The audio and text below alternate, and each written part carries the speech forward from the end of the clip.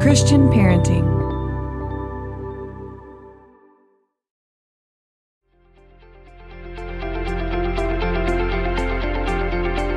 Hey friends, welcome to Pardon the Mess. I'm your host, Courtney DeFeo, and I am super excited for y'all to get to know Steph Thurling today. So she is the Executive Director of Christian Parenting. And so if you know, or you need to know a little bit of background, so Pardon the Mess, this podcast was the very first podcast of the Christian Parenting organization. And Cynthia Yanoff was the host, did a fantastic job. And then she passed the torch to me to take over this podcast. And then later they ended up adding multiple podcasts, including the one that Steph hosts called Christian Parenting. Now there's a network of over 20 parenting podcasts. And so because of our relationship and what we do kind of in the same network and in the same company and organization, Steph and I talk about parenting. We talk about, sometimes we'll pray for each other. Sometimes we'll check in and say like, hey, I'm kind of processing this as a parent. I wonder if other people are. Is this a good episode? Or she'll say, hey, this is what I'm dealing with the ages of my kids. Do you think I should do the podcast or you? And so I love that collaboration because her and I really, really care about the parents out there that are trying to raise their kids in a Christian home, and then we want to be really real about where we are struggling.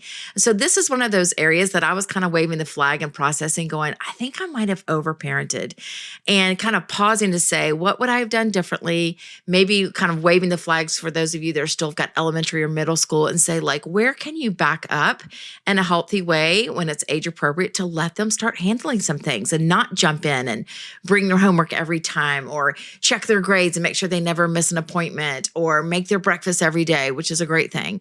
And I confess later, y'all, I'm still feeling like red about it, that I sleep in a lot and I'm so embarrassed about it.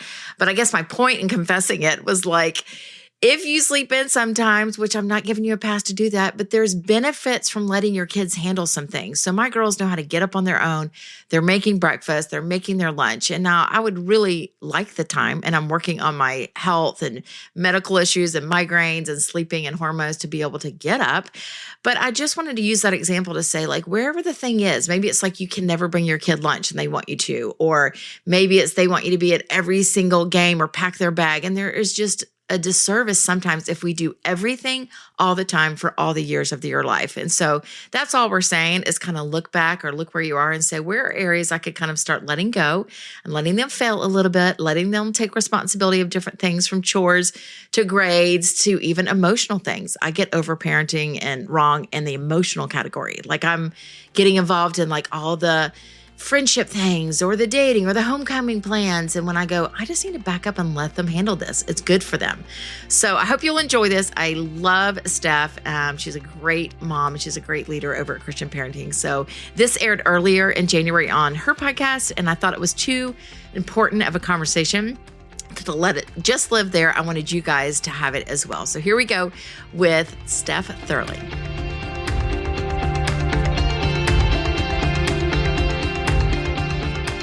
Hello, Courtney. How are you? Greetings, Steph. I'm good. Do you ever curl just I think we talked about this last time. I'll get the front pieces done, and I'm like, I'm not sure what's going on back here, but there's a couple of front pieces curled, and then you do look very nice. We did talk about this last time we recorded because we both had only done the front part of our hair. Yeah, that's right. I think but I made I it all the way actually did around my back. entire hair today. Yeah, and this is funny. I really don't look in the mirror. This is so terrible, but you just get busy. And so like when we turn this on, we're looking at ourselves. And so it's like the first time I've seen a mirror technically. And I'm like, what's happening up there? Like looking at myself. But also I need you to know, have you ever had a tag in your shirt? And you're like, I need to cut that out before I leave, right? Yes. Okay. Literally this morning, the other night I was at my mom's house and I was like, Mom, not to be like a 5-year-old child, but I need you to cut the tag out. Correct. Because I would like cut a section of my hair out if I did it myself. So I pull it around front because I have ADHD. I'm like, I won't forget it if I pull it around front. And I was doing like 9 things before I left. And so proceed to forget, obviously, and then go to the Nothing But Cake store to get my friend a cake. And the sweet girl doesn't say anything. Is sitting there. I get in the car and I see it. I'm like, oh my gosh, she had to be like, sweet little old lady. She should have said something. Amazing. That's funny, though. You know, humble pie on the daily over here. Yeah, well, happens to the best of us. Mm-hmm. Welcome to middle age, folks. Well, okay. So I feel like people should. So basically, as executive director of Christian Parenting, host the Christian Parenting podcast, and host of Pardon the Mess, we're in communication a lot. A lot. Mm-hmm. Like we chat frequently. And basically, we were chatting, a couple days ago? Yeah. And just said, we should just get on a podcast and talk about all the things that we're struggling with and our friends are struggling with. And the things that are fun too, not everything. Yeah. That's hard. I agree. Yeah. So we're just kind of here to talk about, I don't know, your girls are older than mine. But so let's start when you're like, what are we going to talk about? I don't know. What do you want to talk about? I know. Literally, we did get on. We're like, so what should we actually focus on Christian today? parenting? Something in that realm? Something in there. But I was like, you're like one stage ahead of me. Because my oldest is middle school. I still have 2 in elementary school. Yours are in high school. So you're just one step ahead of me. Tell me, let's start with like, how has your parenting changed from where I am to where you are now? Because you have one about to graduate too. Well, on a funny note, like my kids, and I have an interesting story because I've had some medical things, but I feel like when they were younger, elementary school, I was like going. I mean, I wrote a book about laughing. In this house, we will giggle. And we were like doing all the things. And I was room mom and I was the, soccer mom, the cheer mom, and really fun. And just like the fun level was up. The engagement level was up. And around middle school, I was like, they don't really want to be around me. And I'm very tired. And I started like, in some ways I disengaged, but more of just like realized that it was not possible to do all the things. And freedom came with that to be like, well, I can't do it all. So why am I killing myself to be all the things all the time? And so I think some of it was healthy. Some of it's healthy to start dialing back. And then some of it was like, I think I'm just tired. And I did have a good friend say, don't forget to be the fun, joyful mom that you were so many years ago. And I'm like, God, it's so true. Because I don't know, there was a weird like mid-mom, let's call it mid-mom depression. Those middle school years, I was like, I got a dog, COVID hit. I was feeling like crud. And I just hit the couch for a few years. But now as high schoolers, I'm very much aware that the time is slipping. And I've got one graduating this May. And so I'm back engaged. Like we're just doing all kinds of silly stuff. I'm like, y'all want to have all your friends over? Okay, awesome. Where before I would have thrown a fit about bringing the Gatorades to the cheer thing or having the party. And now I'm like, I get to have the party because I don't know if this group of friends will ever be here again, which is so sad, but it's true. It's giving me a little more I get to versus I have to. Does that make sense? Yeah, it does. Well, I think what's really hard too about the middle school years that I'm feeling so much right now is I probably wasn't quite as fun as you because you have more energy than I do in general. But like we did so many fun things together as a family and activities, and like we could bake cookies and do cheesy activities, and my kids were all in. That's right. And now I have a middle schooler and he's kind of like exactly. I roll. And that's normal. It's developmentally appropriate, and he should be focusing on his friends, and I totally expect the eye rolls, but there's a balance there between I like totally, you can't totally give up and be like, well, we don't do family things anymore.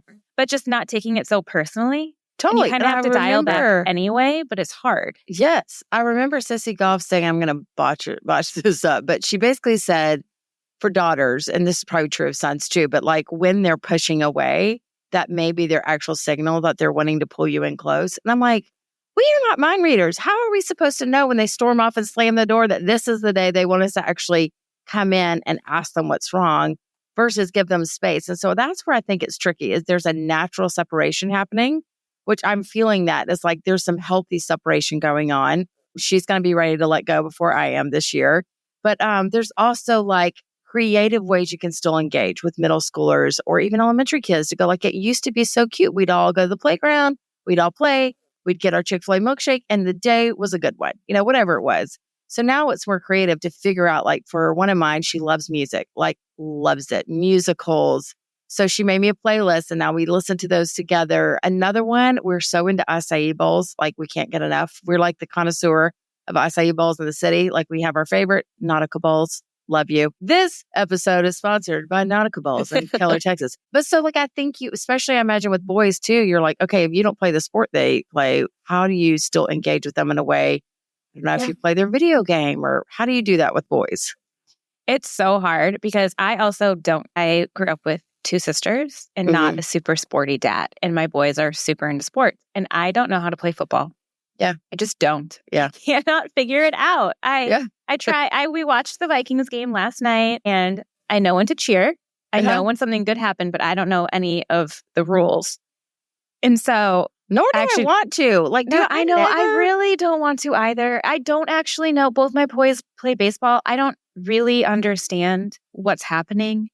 And I'm trying with that one because they're actually playing. But with the football, because I don't know, like, it is kind of fun because they explain it to me. Yeah.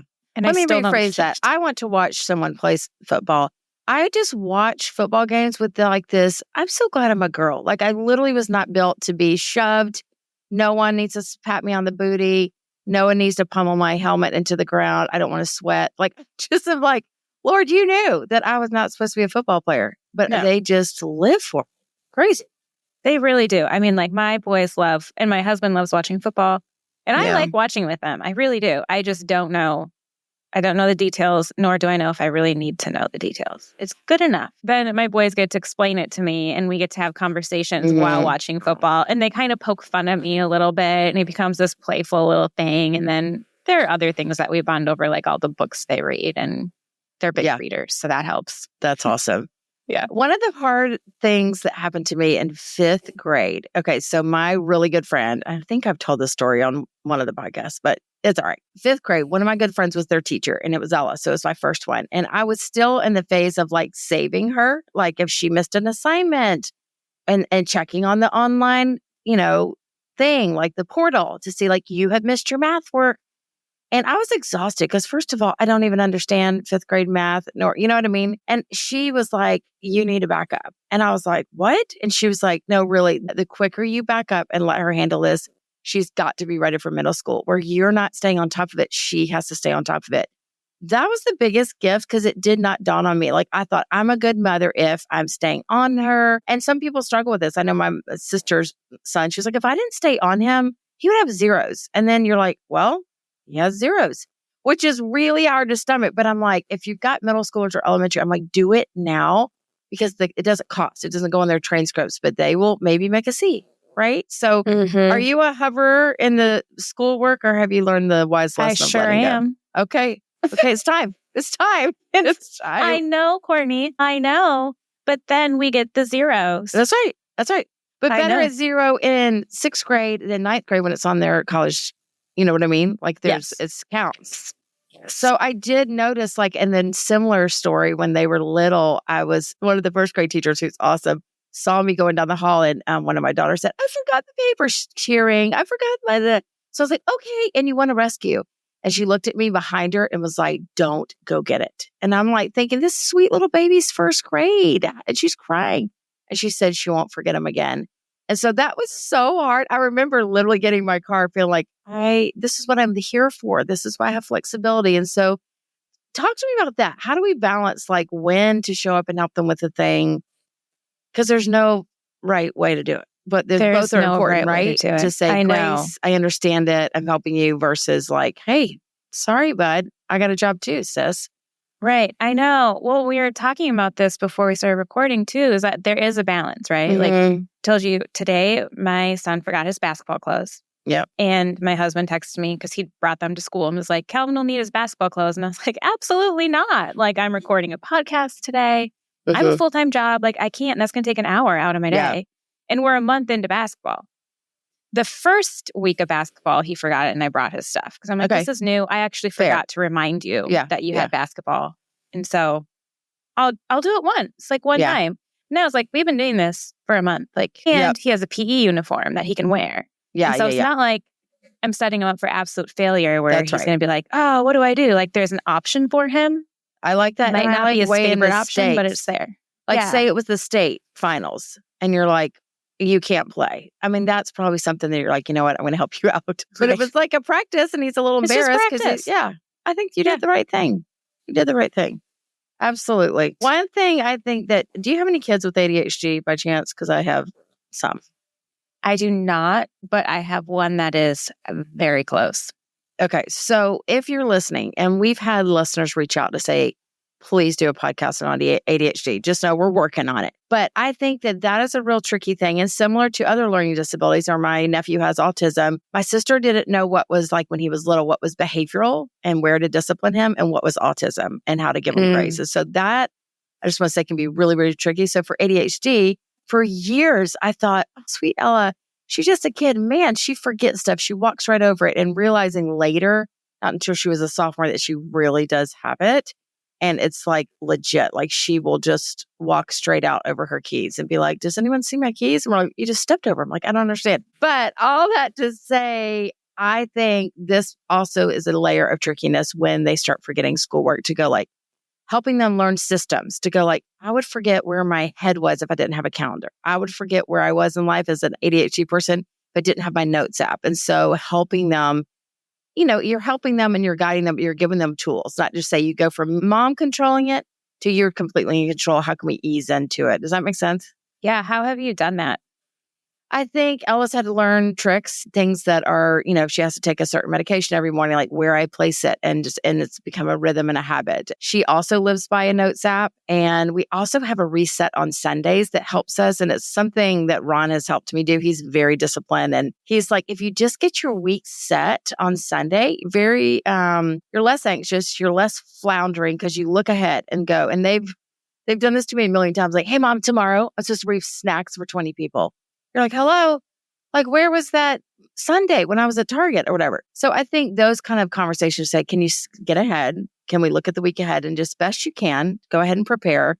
Don't wait till you have soccer for 4 hours and then you have a test and that kind of thing. So, all those conversations, but there is grace to say, you know what, you had a late night, you fell down on the trampoline and you don't have to study for that thing. We have no ideas here. Just good luck. That's what we'll say. Good luck. We're praying. Good luck. We're trying to figure it out too. I feel like one thing that's really hard is, so you have one going to college. Like, what have you done to kind of let go and not hover over her like basic life skills? Like, she has to really do her own laundry. Like, no one's going to save her from that anymore. Correct. Some areas, how have you done that? Some areas I have crushed it, like laundry. I don't know if it's just because I didn't want to do it.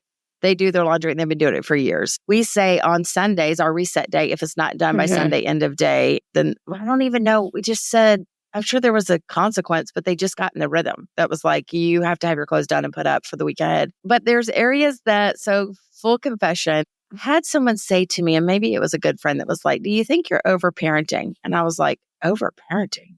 Like, what the? Because I'd heard helicopter mom. I'm like, yeah, definitely. Yeah. If there's an extreme towards like, let it all just like fly by the wind parenting versus helicopter, I definitely trend more towards helicopter. So I have to fight this feeling. But I was like, what does over-parenting mean? And I think what she was trying to say, like, for example, if there's homecoming drama, I'm trying to get in there and resolve it and fix it and smooth it and make the situation better, when maybe she is the 18-year-old and can figure out her own homecoming plans. And they want that. Like, both of my girls have said to me, can you just let us handle this? And I'm like, because it's out of love. It's out of love. It's out of great intentions. But it actually, as they age, can mess things up more with your involvement. So I think as she gets ready for college, there's a long adulting list that my friend Jennifer Scott gave me. And we're like halfway there. I'm like, she doesn't know how to change a car tire, but it's on the list. Taxes was taxing. Now taxes is relaxing when you file for free. I can file for free? TurboTax Free Edition. Roughly 37% of filers qualify. Simple Form 1040 returns only. See if you qualify at turbotax.com/free. I can file for free. Now this is taxes. File for free with TurboTax Free Edition and get your maximum refund. No schedules except for earned income tax credit, child tax credit, and student loan interest. See if you qualify at turbotax.com/free. I mean, I feel like some of those things you just got to be baptized by fire and for sure figure it out. For sure. Right. Well, here's another example. Okay, forms in the doctors. Nothing makes me more mad, like crazy, than a form in the doctors. And it's like 3 million pages. Now they have the iPads. And so this week she had a question on every single one. And because I was antsy and impatient, I was like, just give me the iPad. And so I threw it all. But the proper thing probably would have been like, hey, you're going to college next fall. You're going to be filling out your doctor form. So get after it. And I'll sit here and answer any questions that you have. So it's practicing. It's also just knowing that sometimes, it's a lot. I feel like, I am an overparenter for sure. Definitely it's hard for me not to be driving to school to bring the basketball clothes. Yeah. I will check teams every night for assignments. We will do all like those things, the practical things. I will fill out the forms mostly because I just want them done. Like the laundry, correct. we're starting that, but it's like, I want things done. Yeah. But I don't feel like I'm an overparenter with the emotional things. Those I'm like, you need to figure that out. Here's some, like, let's ask some questions. Let's figure out that now. You go handle I'm probably your the own reverse. issue. I'm probably less overparenting in practical life, and I'm more overparenting in emotions. So teach me, oh wise one. It's probably like boys versus girls too. Yeah. I don't know. But I feel like there are so many of us like this we don't realize we're doing it. So what do you think is the root of why people overparent? Well, it's funny. I've been thinking about this. And my friend Sharon Menken, she was on the podcast, I think last year, but she's a mentor of mine. And I was telling her about this. She was like, oh, yeah, I remember when I realized that I was overparenting. She said it was humiliating. And so I was like, oh, do tell. She's like, I was at the doctor, probably like their senior year or junior year or whatever. And I was helping them fill out a form, talking about whatever medical issue it was. And the doctor wrote a note in the corner and she saw it. And she said, a mom is controlling. Could you die? Like, I was like dumbfounded. I'm like, are doctors making notes about us on the corners no of the idea. Probably. They're like, oh, here she is again. What's the phobia where you think every time they're sick, I'm like, they have cancer. Like they're probably like, this lady is legit crazy. But so I said, Sharon, thank you for telling me that, because that is the issue. I want to control. Like I'm fearful if they do it themselves, they're going to fall or fail or be disappointed. And then I think if I control it, it'll all turn out neatly. And that's all lies. It's lies. It's like if you look back to your life, Steph, and go, what were the times in high school that I learned, well, I didn't make that team. Well, I didn't get that job.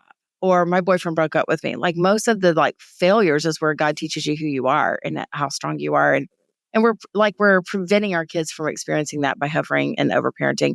But I do think it's age appropriate before you feel guilt. I do think it's as time we're letting go of the rope, letting go of the rope. So it's not appropriate for a second grader to be like, hey, fill out the forms and walk to school. Yeah. Yes, totally. And I do think that we're setting our kids up to fail and we don't let them struggle a little bit too. You know, like they're not going to learn how to navigate the world if we're doing it for them.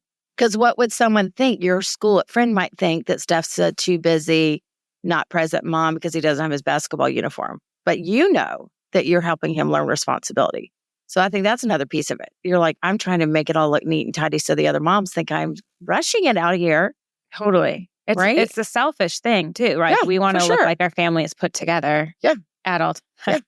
Yeah. So my mom said and this is something she taught me, but she said there was a time, she said she always wanted her mom's opinion. Mom, what do you think? Mom, what do you think? And she said her mom finally stopped at answering and said, what do you think you should do? Mm-hmm. And that one statement this year has helped me because Ella really wants my opinion. She likes me. We're at a good place. Like I can see the friendship coming. And she's curious, but she's also frozen in confidence to think I'm just going to tell her which outfit is best or what she should say to a friend. And so I'm having to push back on her particularly to say what do you think? Because you have a good noggin in there. You have the Holy Spirit. The right thing to do. You probably just need to process it. And so I'm having to sit on my hands, bite my tongue and be like, what do you think? And if she really is my opinion and we'll banter it through, but at the end of the day, keep giving her the ability and permission to make those choices for herself. Yeah. And I think too, I feel like there has to be a defining moment in your child's life where they realize they have to do something on their own. Mm-hmm. And we tend to protect them so much that we take those opportunities away. My mom, when I feel like I just talked about this on the podcast. So I love your mom. But I enjoyed meeting her at that luncheon. She's so cute. Delightful. She's so cute. But she's a very good adult parent. And we've talked about this a lot of what makes it where you're a really good adult. You've been really good at letting go and giving space. And what was that moment for you that made it clear to you that it was time to let go a little bit? And for parenting me, when I was in 5th grade, I lost a friend. And she sat at home. The school nurse called her and said, Caitlin died. We're going to tell the kids at lunchtime. Oh, and her first instinct was, okay, I'm going to come get her. And she said, no, she needs to be here. We're going to tell her. Wow. And then you can come get her at the end of the day, but she needs to be with her classmates right now. Wow. And so my mom had to sit there all day just waiting and just saying, you're right. Oh. She needs to be there, but I can't fix this. But gut-wrenching to think of the better. pain that your child is feeling and you can't be beside her. Yes, that's it. She was like, that was like, for my entire parenting, like, I can't be everything to my kids anymore or ever. I never have been able to. But, like, that was the moment for her. And Huge. obviously, hopefully no one has to go through that because that's not the type of moment that you want. But little moments that feel so huge to your kids. Like, I didn't make the team. Yep. Like you said, or I got cut, or didn't get invited to the birthday party. Yeah. My friend group kind of kicked me out for whatever reason. Like all those things are opportunities for parents to let go a little bit. Absolutely. My friend Winter, that I used to have a podcast with, and she said, I hope I can get the quote right, but she said, my job is to guide my kids through their problems, not around. And that's what we want to do. We typically want to leapfrog it and just go around. Be like, if I just pick them up and we jump past that one, then it's all easier. But it's like, what was learned in the process of those problems is huge for sure. Well, and you even look at the way Jesus mentored his disciples. Like, he didn't just tell them, like, okay, here's what you need to know about following me. Here are like the rules to the kingdom. Like, I'm going to list them out for you and follow these things and you're going to do great. Like, they floundered. He taught them in very confusing parables. Questions. He had great questions. So many questions. Like, what do you think about that? Like we can learn from that. Yeah. Right. He would do one that was like, what was I reading yesterday? It was kind of like, why would you ask for this when I've given you this? It's kind of like making them think through like, it's a great question. So I think questions can be huge for sure. Yeah. Well, and we're not meant to know it all as parents either. And we can give our kids that false reality. And then eventually it comes tumbling down when they realize we don't know everything. And that is not stable for them. Okay. I have a big confession. This is the time. Okay. I've been sleeping in the morning so much, y'all. And here's the thing. I feel horrible about it. And I feel like it's a dirty secret that people are going to find out that I sleep in. But here's my excuse. So 2020 to 23, I was going after these migraines, headaches, and a neurologist told me, like, you need physical and mental rest. And I was like, I took it like an assignment. I'm like, I've never had such good news in my life from a doctor, physical and mental rest. I'm like, great. Turned off the podcast, stopped working. Got on Instagram when I feel like it. And I literally finished Netflix. Like, I literally laid on the couch. And like, my brother and I talk about in an upcoming episode about how that's kind of atrophy. It's like I didn't use any of my brain muscles or my body muscles. And I just fell into like a sloth, which was good. But I did realize how much sleep I actually need. Lately, I've been staying up till 3 or 4 because of my hormones, trying to get that in control. And then I won't sleep. And then I know if I get up at 6 with the girls, that it's going to be a headache day and I can't do my work. So I'll sleep until 9. Whatever. But I've missed a lot of their mornings for a long time. And they're like, Mom, we're good. We're up. Like, we wouldn't even see you. But they know how to make their breakfast. They now know how to make their lunch. And there's massive mom guilt. I'm just saying there's areas of time where you think I am significantly bombing this or I am letting them down. And I look at them and go, they're functional adults. Like, they can get up because of my quote neglect or like, I don't know, what would you call it? Non-presence in the morning. They can do a lot of stuff. Now, should I get up? Yes. Would I enjoy more time with my kids in the morning? Yes. Could I help them make a breakfast? Yes. And I'm working on that. But that's an extreme example just to say, like, hey, don't beat yourself up if, I don't know what another scenario would be. Like, like they have to make their lunches. Like, look at them make their lunch. They got this. Yeah. Or, they have to eat in the school cafeteria. It's okay. It's okay. Well, even being a working mom, like my kids, when they come home from school, I work from home, but like I'm not available to them. Yeah. Like a little bit. Like I'm there and I'll like help them make a snack. But if they really need something, I'm like, you have to wait. Yeah. Yeah. And I wish that I could just drop everything and be like, they're home from school and I'm 100% focused on you. But I just can't. They have a mom who works a full-time job. And so they've had to learn after school looks a little different than it did 3 years ago when I wasn't working. That's right. There's a lot of mom guilt there.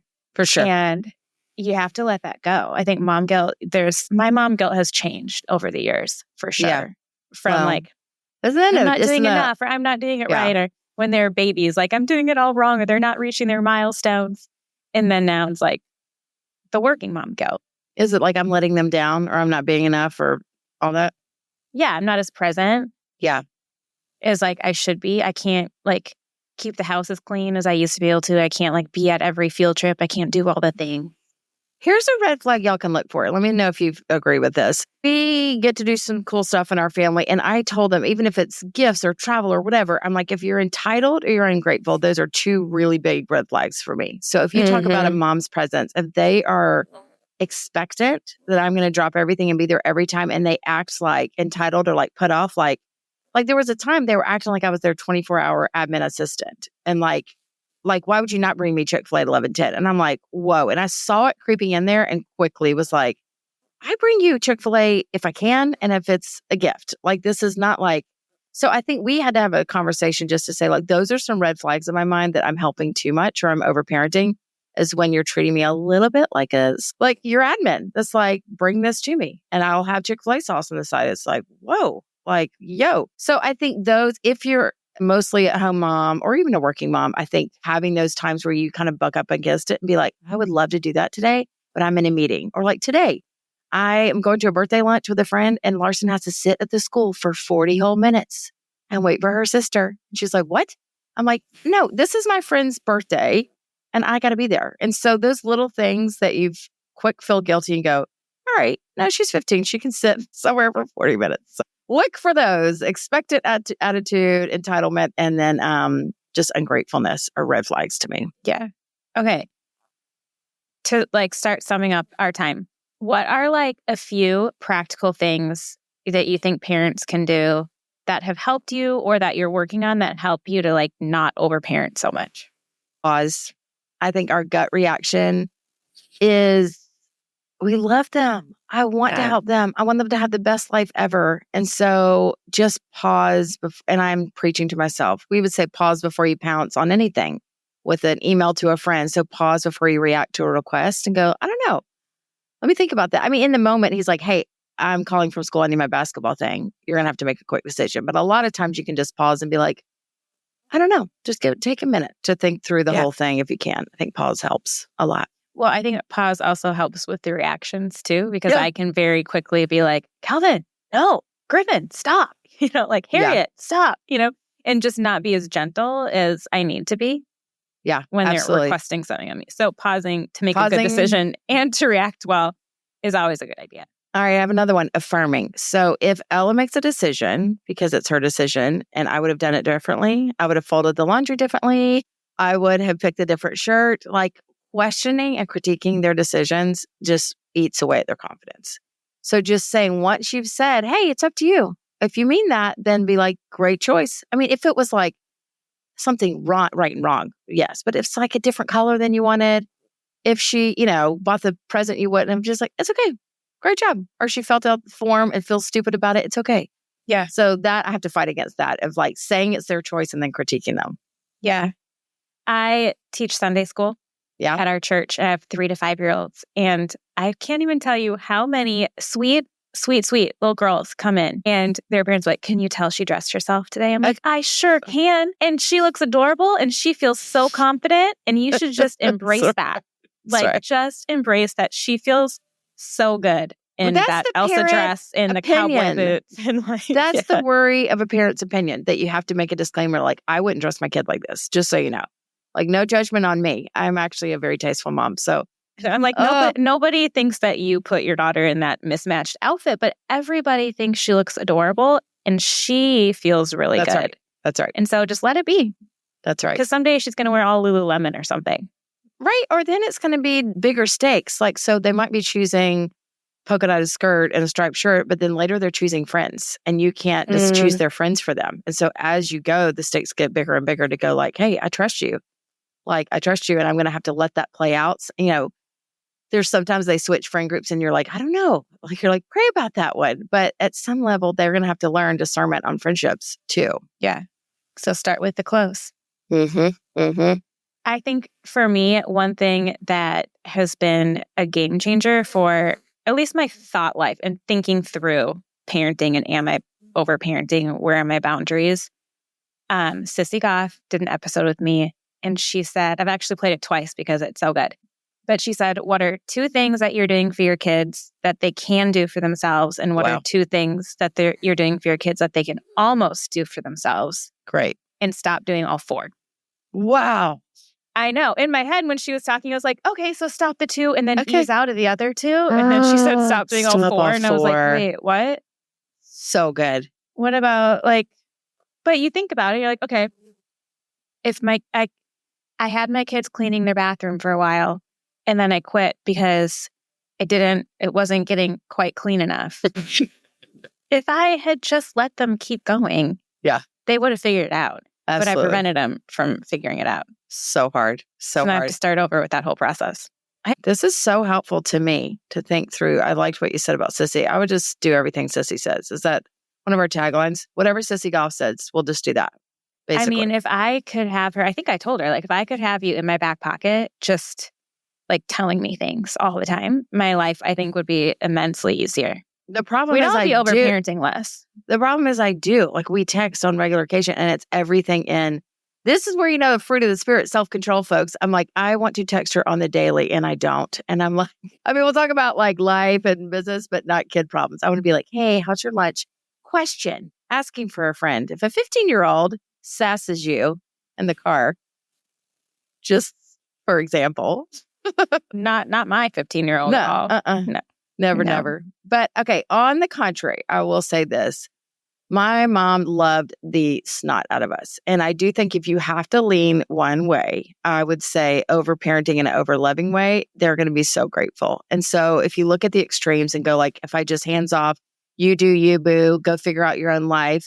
They need guidance. They need boundaries. They need love. They need your involvement. They need coaching. It's just a process. So it's start letting go earlier than you want to. Mm-hmm. And you will see the fruit of that and you'll see this kid blossom. But I do think if you are feeling guilty right now that go you love them. There's nothing more I want to do in my entire life and love these girls well and help be the best mom I can be. And so I think that's the place it's coming from. And so don't hear us say just throw your hands up and let them drive the car. Never drop basketball clothes off again.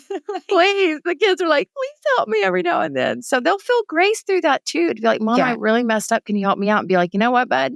Today I can't. I'm actually out and about. Be happy to drive it by. And so that's that discernment piece is going, Lord, we can't tell you how many times or when to do it. But if we're walking in step with the Lord, then you can be oh, I felt a nudge and a pause, a holy pause that I should wait. And I always go back to also, when I'm planning out my podcast and thinking about everything Christian parenting, I always just think anyone who's dedicating part of their week to listen to a podcast about Christian parenting, you are a good parent who is loving and trying your best. And you're doing a great, great job. Agreed. And so it's nothing to get hung up on. And it is, parenting truly is a million little moments of learning to let go. And they're little moments. And we're all trying to figure it out bit by bit. And you might let go of something and be oops, just kidding. I need to bring that one back in a little bit. It's a process and we're all just trying to figure it out. If we had to figure it out, we wouldn't be having this conversation wait, how are you overparenting? How am I overparenting? I'm laughing thinking about just boys in showers because I have some nephews that are just no, I'm not interested in that. And it's you can't physically pick up a teenager and put them in the shower. It's you have to shower. Have you smelled your armpit? So those are the little things that get tricky. That's it's funny, but it's not. You're if I don't, take his fun away, he's not getting in the shower. These are the things we have to do. Yeah. We had to do that with both our boys, not take the fun away. But those are the moments where I'm no, we're going to just speak some real truth. It was someday you're going to go to school and someone's going to be ooh, who smells? And you're going to realize it was you. And there's nothing you can do about it.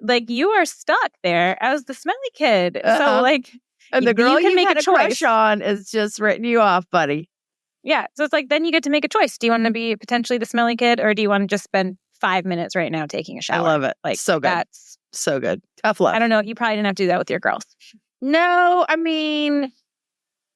no, a little bit in middle school when it's it was too much. They have a lot of hair. So just trying to help them figure out a rhythm when, with just mounds and mounds of hair, they didn't want to do it. So yeah, a little bit. I remember one lady said when they were little, it's hey, when they first start using deodorant or whatever, it's don't just slap water on yourself. She was use a loofah, really scrub. And I was that is such a good tip for a young girl. Because if they're just in the shower, slapping water, they still smell the next day. It's no, you need to actually apply soap, scrub it, scrub your armpit, that kind of thing. And that was like an aha for them. They were like, oh, I hadn't thought of that. So These are just things you just, pro tip for showering, guys. these are things you don't think about when your kids are little. Like, I'm going to have to teach my child how to shower. Right. Yeah. Yeah. But you do. So much. It's a lot. It's a lot. Yeah. Brush your teeth. It's too much. Floss. It's a whole battle. I'm just going to floss. It's a whole battle in my house. Thanks I for don't wanna doing talk about this with me. This is super helpful as I'm still in it and letting go quickly and controlling by nature. So it's good. Yeah. Well, I'm going to be praying for you as you're wrapping up the school year.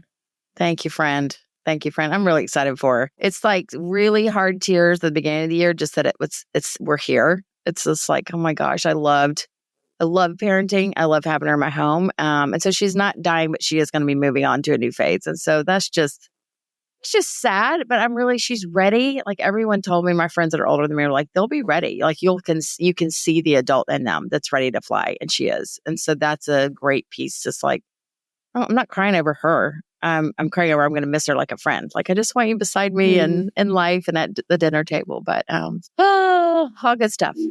Yeah. Well, thank you for doing this with me. Thank you for just sharing some of your heart. I feel like it's just good to get on here and say, hey, we're real people too. And Free counseling.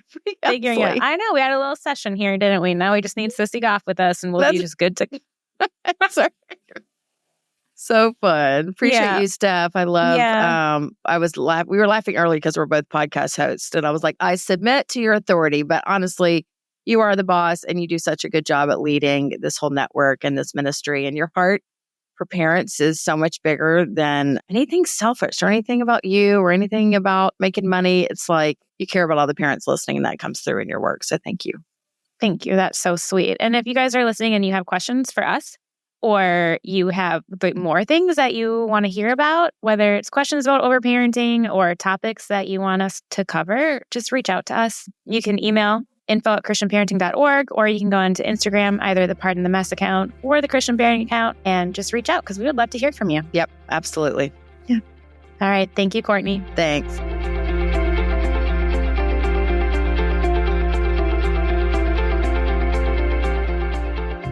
I hope you enjoyed this episode of Pardon the Mess. As always, we've got more encouragement and resources over at christianparenting.org.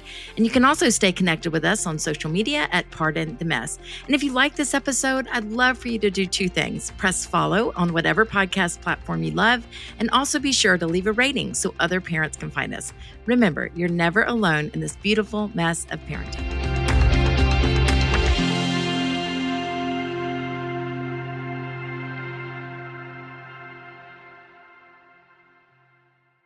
Taxes was taxing. Now taxes is relaxing when you file for free. I can file for free. TurboTax Free Edition. Roughly 37% of filers qualify. Simple Form 1040 returns only. See if you qualify at turbotax.com/free. I can file for free. Now this is taxes. File for free with TurboTax Free Edition and get your maximum refund. No schedules except for Earned Income Tax Credit, Child Tax Credit, and Student Loan Interest. See if you qualify at turbotax.com/free.